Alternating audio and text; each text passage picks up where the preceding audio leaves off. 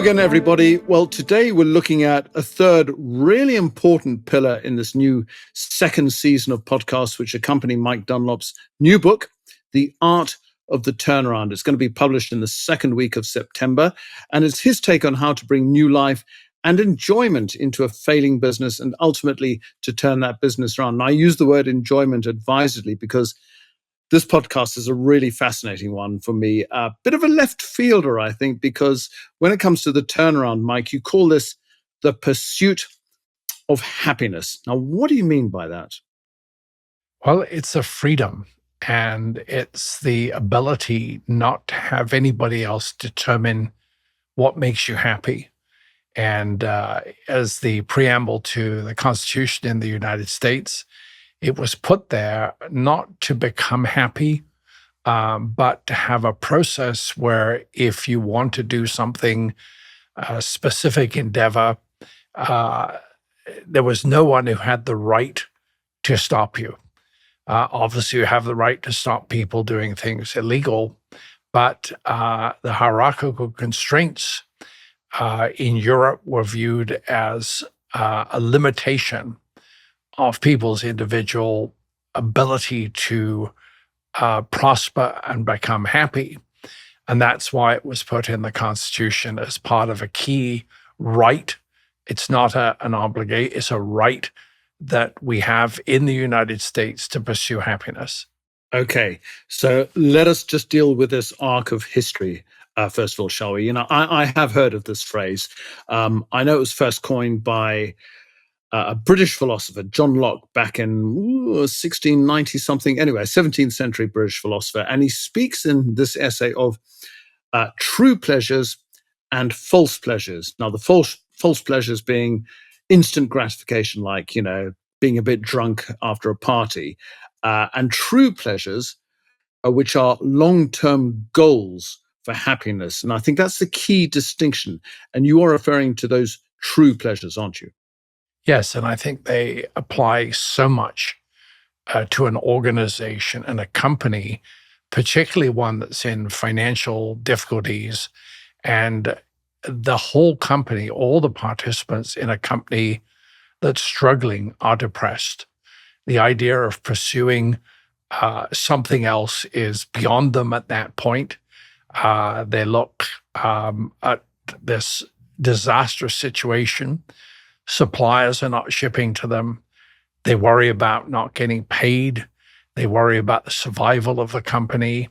All these are key elements that are very depressing.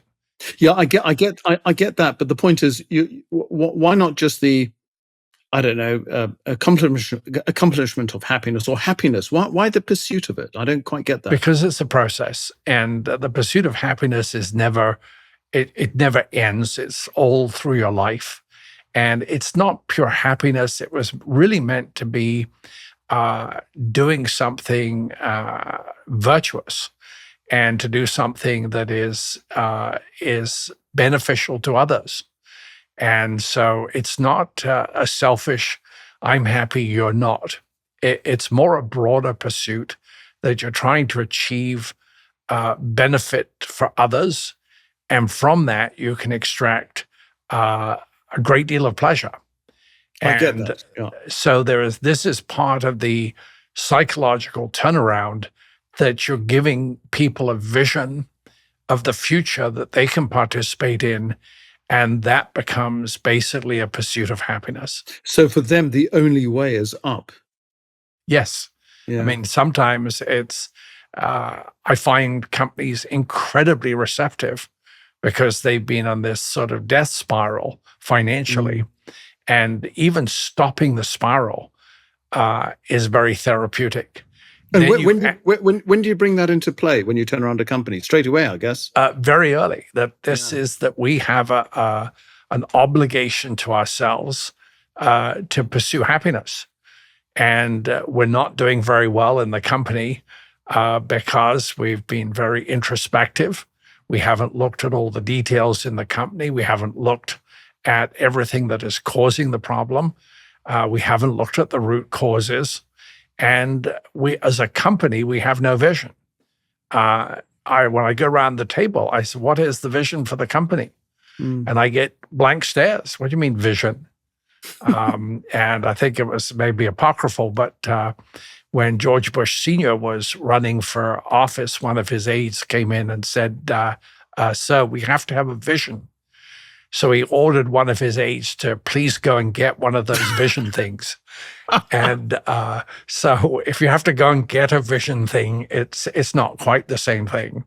But you have to create the right environment for happiness. How do you create that environment in a company?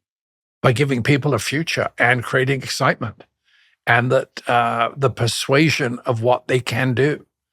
It's a very large sort of psychological turnaround, but people are very receptive. Now, of course, as we talked in one of the earlier podcasts, the terrorists are not. So you have to cull the group until you've got a group of people that have a common vision, common purpose, and are genuinely excited about the process. And just to give context, the terrorists, as we're calling them, are the naysayers in the company that are dragging the company down. Well, yeah, they're industrial terrorists. They want to destroy what is there. They're very negative. They look at every way to undermine the company, and some of them are quite clever. Not all terrorists are out in the open.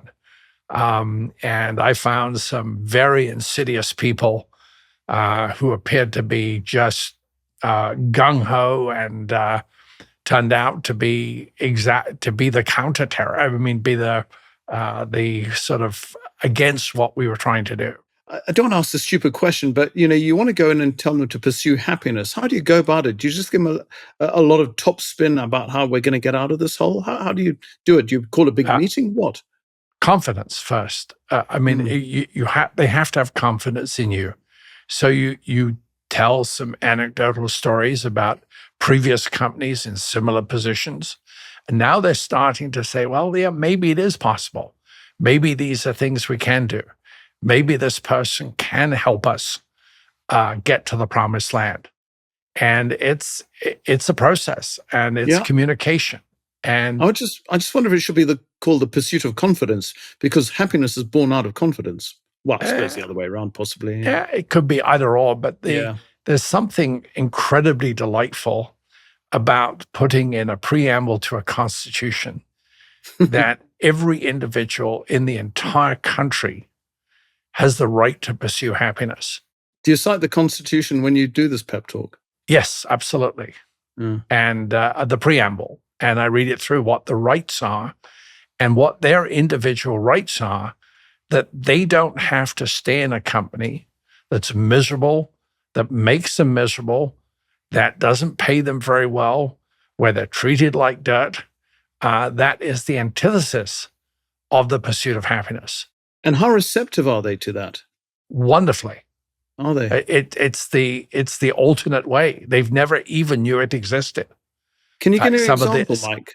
Can you give me an example? Can you give me an example? What do you say, and how do they respond? I point out that there is a future.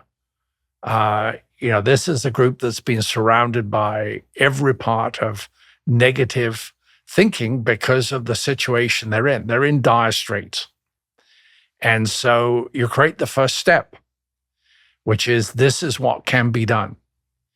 And you make decisions very quickly to show that you're not just all talk, that things are actually happening. And then when you have the meetings, you enjoy the philosophy. You talk about previous companies that were in similar situations. So now they start building up their hope. And then you talk about their rights, their right to do a job that they enjoy doing. Unfortunately, there are two major aspects that I talk about that create a happy life. One is having a great job that you enjoy, and the other is having a great partner or spouse that you enjoy. And you take very little care of how you choose. And so I asked one young employee in one of my companies, And I said, do you enjoy your job? And he said, it's just a job. And I said, are there any ways that you think you can enjoy it more? No. I said, who picked this job? Did your parents pick this job for you? No, I picked it myself. So what on earth would possess you to pick a job that you don't like? I mean, that's like if you don't like carrots, you have carrots for every meal. There's something wrong with this picture. And so you need to make the effort. And I said, how did you end up with the job? He said, it was the first one I applied for.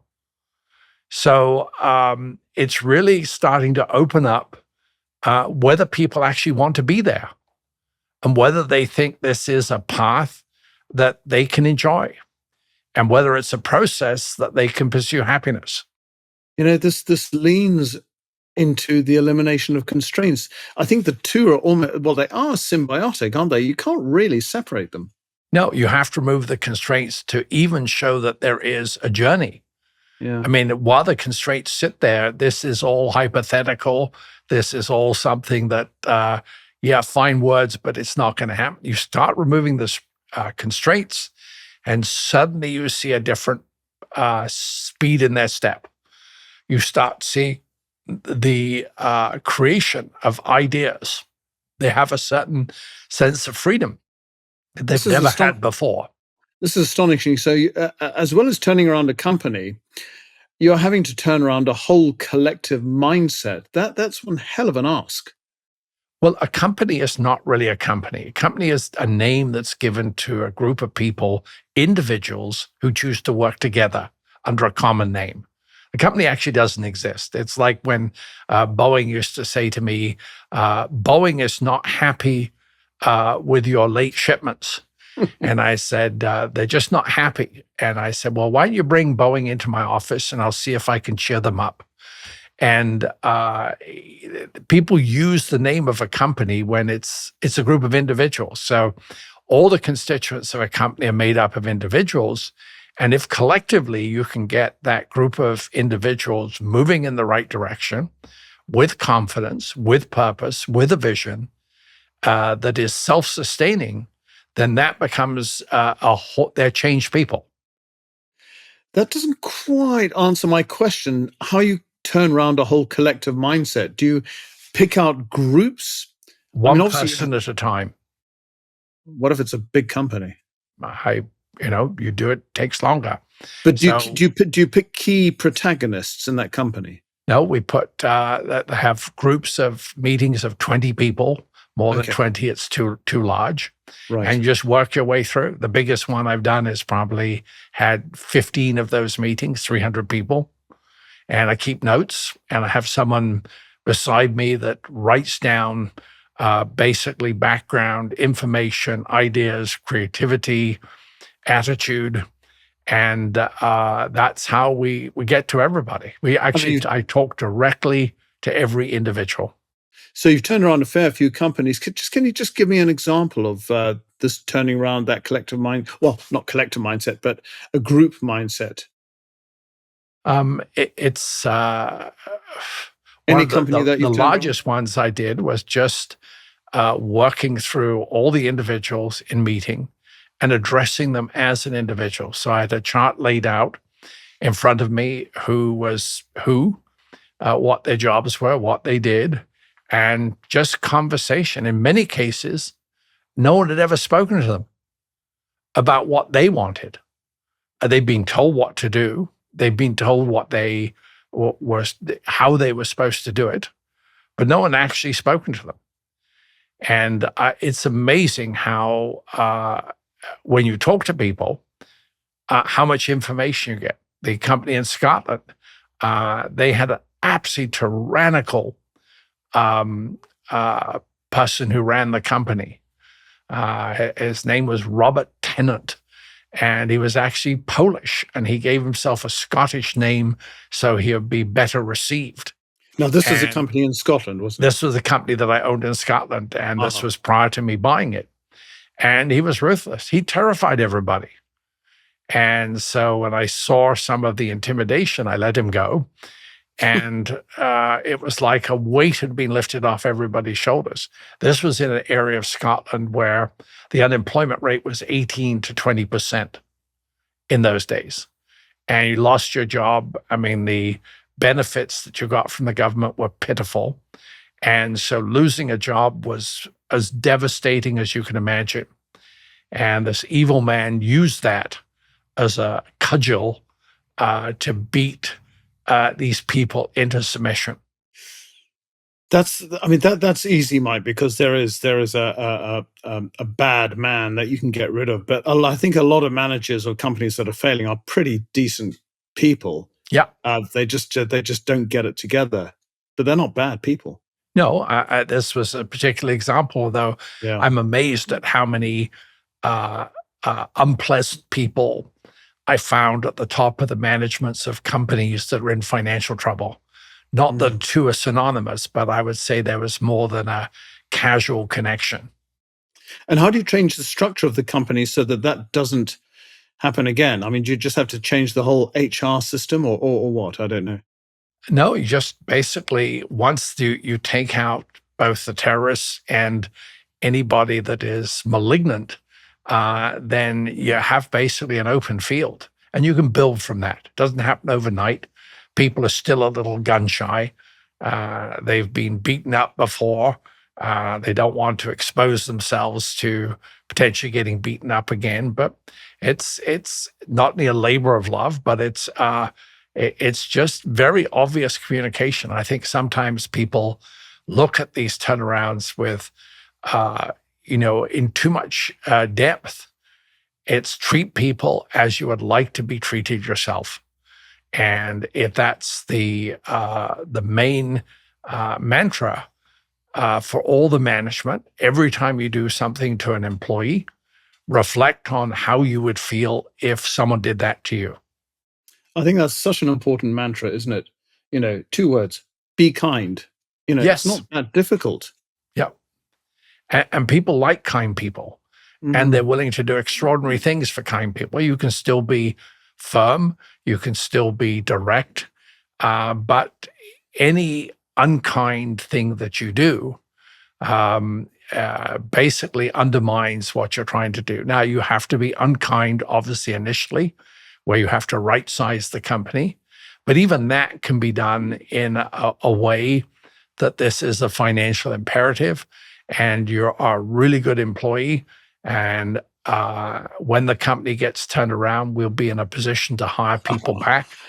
And you may well laugh, Alex, but that's... Well, no, I'm laughing because you preempted my next question, which was going to be, and I think you've half answered it already, which is there are a lot of people who are going to be extremely unhappy because they're going to get the boot. They're not going to be part of the company anymore. Yes. So what you say is you use the analogy, particularly in America, a football team is allowed to have, I think, 65 players at the beginning of the season. But by the time they get into the full season, they have to be down to 52.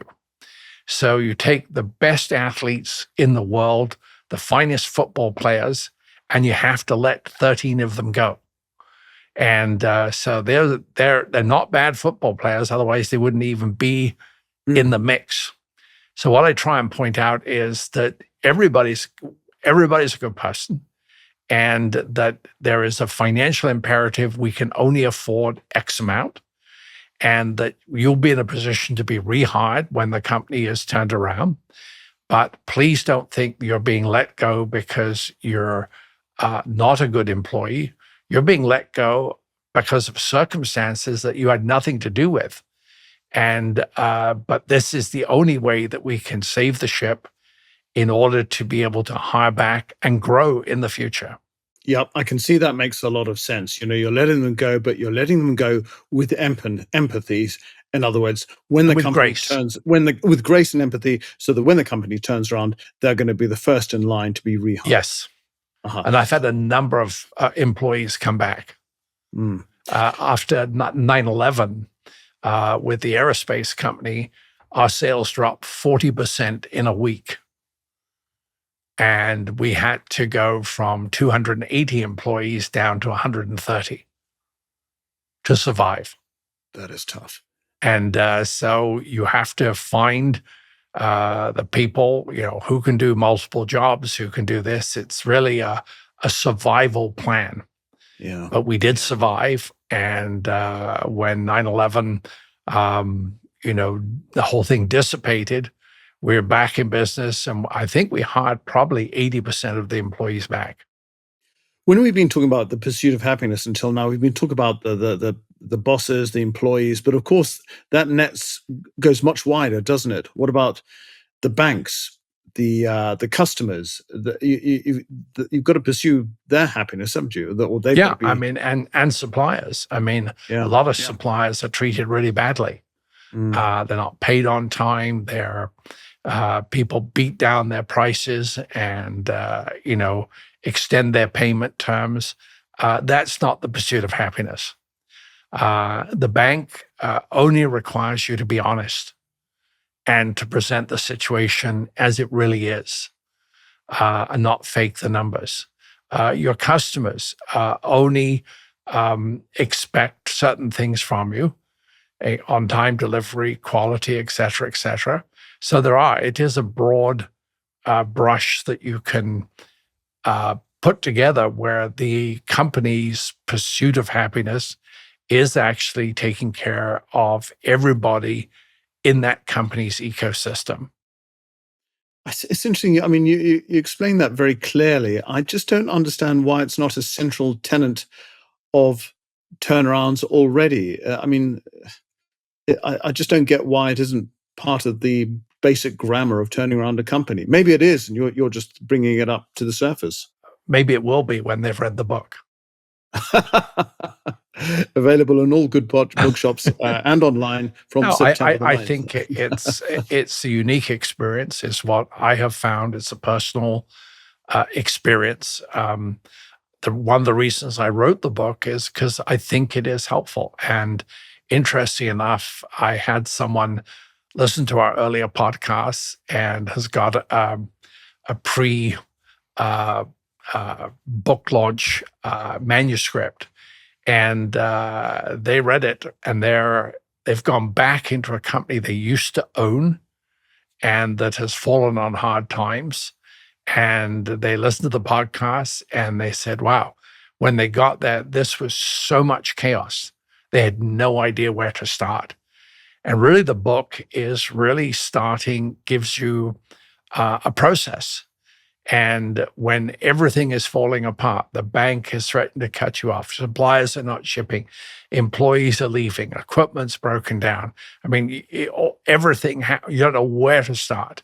So during this crisis, it's really important to have a map and a process of where we're going. You can't put all the fingers in the dike. You don't have enough fingers. So where do you start? What is important? What is not? So this is the triage that you've got to do. Yeah. And what that does, it gives you the ability to grasp everything you need to grasp and work your way through it. And you're exactly the same as an emergency doctor, where they're a lot less concerned about the cosmetics than keeping the patient alive. If the patient, it's the old saying, the operation was a success, but the patient died. This was, you have to look at the patient living. And so that's where you have to sometimes be fairly hard, fairly direct. And so it's a combination of both the stick and the carrot. Absolutely. If you can't turn a company around, everyone's unhappy because the company goes to the wall. Well, and worse than that, and we've talked a little bit about it, and we'll talk in the next episode about stewardship. Here is a company that's been operating for 50 years with maybe 200 people. 200 people have put their lifeblood into that company. And when it's gone, every ounce of effort that was put in is eviscerated, it's atomized. It doesn't exist any longer. And so it's a real insult to the people who have put the effort in over the years and all the hard work, to have it end being completely atomized as if you dropped an atomic bomb on it. Its history is gone. Its DNA is gone. Its future is gone. The death of a company is, in my opinion, a very, very serious thing, because you don't respect the people who built it. You don't respect all the people who put the work into it. And someone makes an arbitrary decision, you no longer exist. And so that's the fight, and that's the way that I try and portray this to people and companies, that the value of a company, particularly one that's been in business 10, 15, 20, 50 years, that's an incredible value that can't be easily replicated. I get that. In these discussions we've had, Mike, it's just struck me that how many different hats you're having to wear when you're turning around a company. You're a surgeon, you're a you're a manager, you're a financial expert, and in this case, you're almost a therapist. How do you keep all those different plates spinning? By the enjoyment of the process. The pursuit of your own happiness. Yeah, it has made me immensely happy, and it has given me great enjoyment. And I found that if you do something you genuinely enjoy, you tend to do it well. And if you do it well in our capitalist society, you tend to get paid very well. And so it really is, first, finding what you enjoy. Secondly, that provides its own catalyst to do it really well, because you want to. There's no effort, or no sort of artificial effort. You're trying to do what you really enjoy doing. And again, in a capitalist society, people appreciate that and pay for it. And in that turnaround, Mike, you do speak in your book about these three pillars. And I just want to finally just get an idea of how important this pillar of the pursuit of happiness is. Mentorship, the elimination of constraints, and the pursuit of happiness. The pursuit of happiness, when it comes to turning around a company that's going to a wall, is a key element to get that company turned around. It's a key driver, and I think you'll find different threads weave through all of them, and including final one that we do, which is stewardship, which actually encompasses all of the three. Because stewardship is that creating that long-term survival and not being in it for the quick buck or the quick pound, or whatever you call when someone makes money quickly. And I've seen some of the most depressed people I've ever met in my life have been wealthy people who've made their money quickly. They don't feel that they know they haven't earned it. And I think one of the reasons there's very high depression rate in Hollywood is they're paid $14 million for something that they know is not worth it. And they have the money, and they know they haven't put in the effort. And I think there is this sort of angst that is created. I got the money, but I really don't deserve it. Almost the imposter syndrome.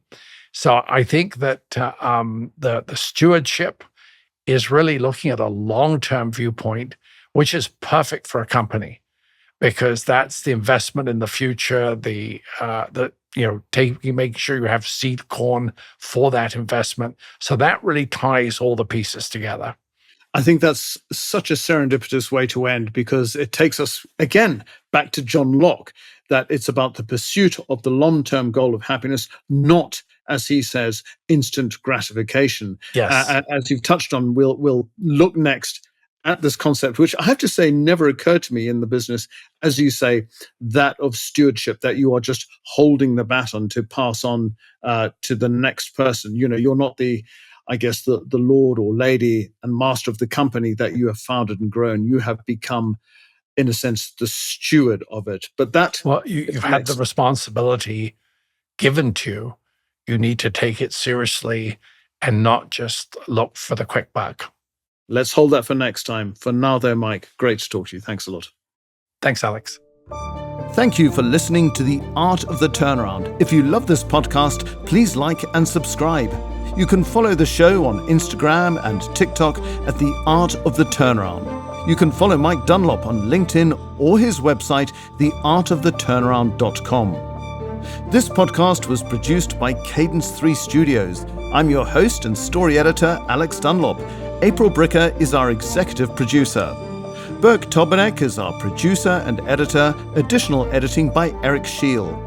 The show art was designed by Todd Arbuckle. Andrew Kindred is our sound engineer, and Eric Munch is our audio mixer. The Art of the Turnaround is based on the book by Mike Dunlop.